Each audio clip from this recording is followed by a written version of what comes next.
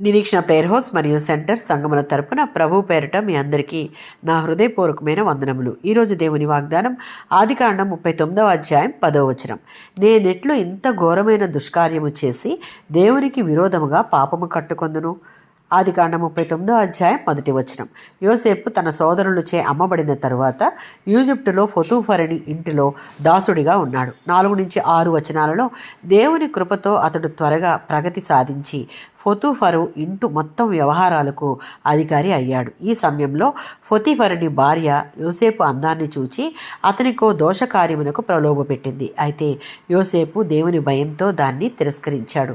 ఆమె రోజు అతనిని ఒత్తిడి చేస్తూనే ఉన్న యోసేపు ప్రలోభానికి లోను కాకుండా దూరంగా ఉండసాగాడు.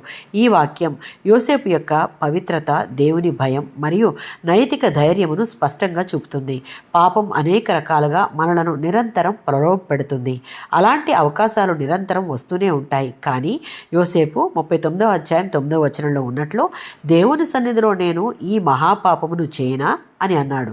ఇందుకు గల ప్రధానమైన కారణం దేవుని యొక్క భయం కలిగి ఉండడం. దేవుని భయం మనలను పాపం నుంచి దూరంగా ఉంచుతుంది. మనం ప్రవర్తించే ప్రవర్తన దేవునికి తెలుసు అన్న స్పృహ కలిగి ఉండడం చాలా ముఖ్యం. అదే యోసేపును పాపమునకు దూరంగా ఉంచింది. యోసేపు తన నైతికతను కాపాడుకోవడం కష్టమైన కాపాడుకొని చేయని తప్పుకు జైలు పాలయ్యాడు. రోమీలకు రాసిన పత్రిక 8వ అధ్యాయం 28వ వచనం.